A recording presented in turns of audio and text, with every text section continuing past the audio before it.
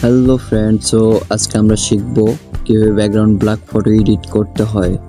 Edit করার জন্য তিনটি অ্যাপসের প্রয়োজন হবে। সবার প্রথম লাইটরুম অ্যাপসটি ওপেন করে নেব। ওপেন করার পর যেই ছবিটি এডিট করব সেই ছবিটি সিলেক্ট করব। এরপর এডিট অপশনে ক্লিক করব, কালারে পেস্ট করব, মিক্স অপশনটিতে ক্লিক করব, গ্রিন অপশনটিতে যাব, মাঝখানের লাইনটিতে 100 মাইনাস করে দেব।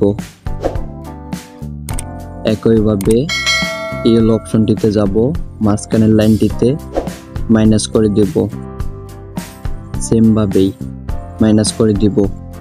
এরপর ডান করে দেব। লাইটে ক্লিক করব, HDR মোডটি অন করে দেব। এরপর ছবিটি গ্যালারিতে সেভ করে নিব। সেভ করা শেষ হয়ে গেলে স্ন্যাপচ্যাট অ্যাপসটি ওপেন করে নিব। ওপেন করে যে ছবিটি সেভ করলাম ওই ছবিটি সিলেক্ট করব। এরপর ডাবল এক্সপোজারে যাব, রিয়েল ফটোটি সিলেক্ট করব। এরপর ছবিটিকে প্লেস করে নিব।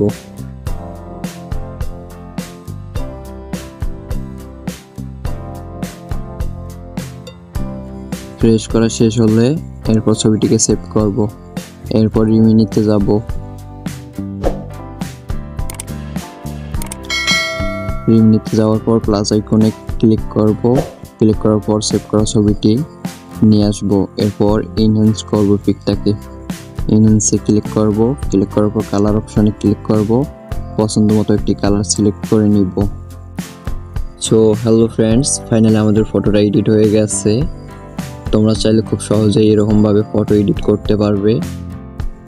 তো এই ছিল আজকের ফটো এডিটিং ভিডিওটি কেমন লেগেছে অবশ্যই কমেন্ট করে জানাবেন। আর নতুন নতুন ভিডিও পেতে অবশ্যই চ্যানেলটি সাবস্ক্রাইব করে রাখবেন। ধন্যবাদ সবাইকে।